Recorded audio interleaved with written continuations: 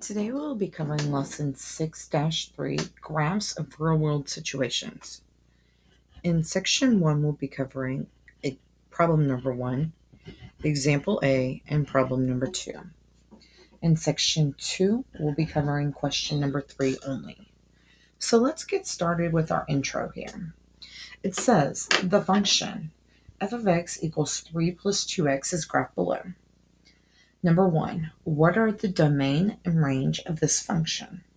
Now, we talked about domain and range in the previous lesson, and in this particular case, they have no restrictions. So my domain are all real numbers. My range is also all real numbers.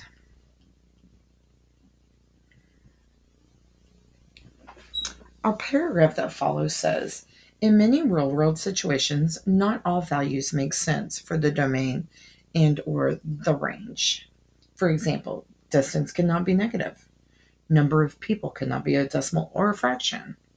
In such situations, the values that make sense for the domain and range are called reasonable domain and range. Example A. A taxi ride costs an initial of $3, which is charged as soon as you get in the cab, plus $2 for each mile you travel. The cost of traveling X miles is given by the function f of x equals 3 plus 2x. What are the reasonable domain and range? First, you can see that step 1 was to sketch the graph. Well, the graph looks almost similar to what we had earlier here. Okay, let's see what step 2 tells us to do. Step 2 says determine the reasonable domain. Think about what the variable x represents and what values make sense. Now, recall that x represented the number of miles. So does it make sense for x to be negative? No. With there not being a x that can be negative, we would need to restrict our reasonable domain to say x has to be greater than or equal to 0. Now it says use that reasonable domain and the graph to help you determine the reasonable range. Okay. Well, if I look, 0 on my x-axis is right here. So that means that my y covers from here up. None of this is acceptable because, well, I can't have negative miles in the taxi cab.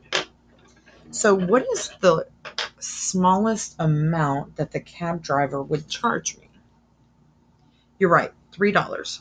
I have to pay $3 just to get in the car. And then it's $2 a mile after that. So I would say that the reasonable range from the graph, all y values corresponding to the reasonable domain are values that are greater than or equal to 3. So the reasonable range is y such that y is greater than or equal to 3. So x can be greater than or equal to 0, y is greater than or equal to 3. Try these A's. A banquet hall charges $15 per person, plus a $100 setup fee. The cost for x people is given by the function f of x equals 100 plus 15x. What are the reasonable domain and range? Now, domain, remember, is my x values. What is x talking about here? It's talking about people. Let's talk about restrictions on people. What do we know about people? Well, we can't have a negative number of people. That's right. Any other restrictions on people? They have to be no fractions. Okay. What about decimals? No. Okay. So we'll call this all whole numbers.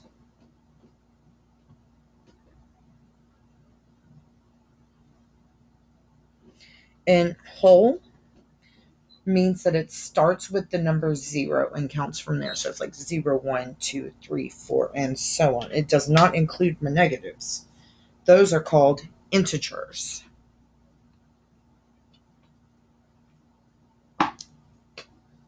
All right. Well, let's talk about this. If 0 people attend this, if 0 people attend the function, how much do I have to pay for the banquet hall? So if I plug 0 into this equation, how much do I have to pay? You're right. I would have to at least pay $100. So my range is going to be all whole numbers, but there's one more stipulation here. Y has to be greater than or equal to 100. So I'm never going to get a decimal or a fraction, but they have to also be greater than 100, because that's what I have to pay regardless of how many people I have. Got to pay the 100 flat. Let's look at B. 8-ball billiards charges $5 to rent a table plus $10 per hour of gameplay, rounded to the nearest whole hour. The cost of playing billiards for X hours is given by the function f of x equals 5 plus 10x. What are the reasonable domain and range? Now remember, it said that it was going to round to the nearest hour. So that means that x is going to be greater than or equal to 0. So we could also, but we know because it's rounding to the nearest whole hour, it's not going to give me an answer like 2.5 or 3.25 of an hour. It's going to be a whole number. So we're going to go with all whole numbers again.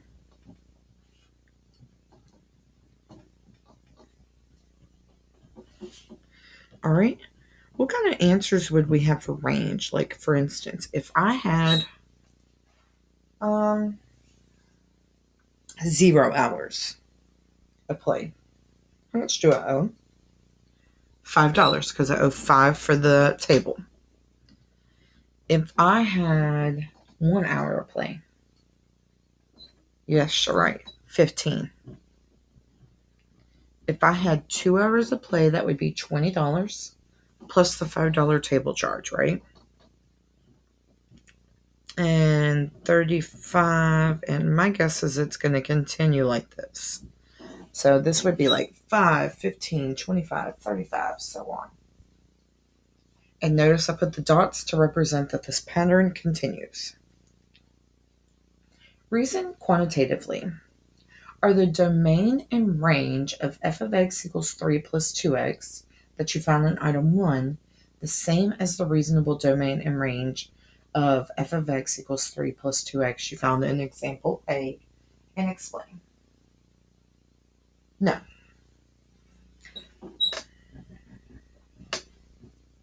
Let's talk about our reasoning behind that. Well,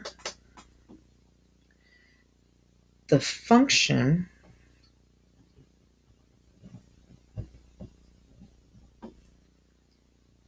imposes no restrictions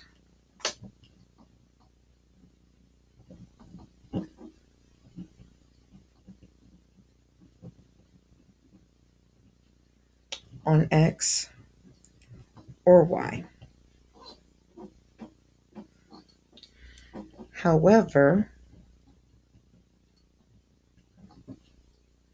in the real world situation,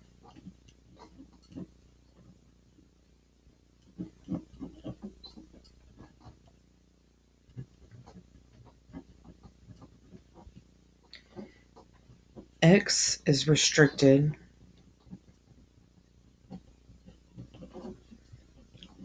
to whole numbers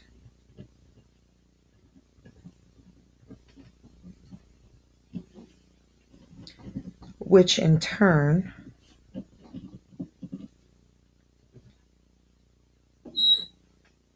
restricts y values. On to your first debriefing question.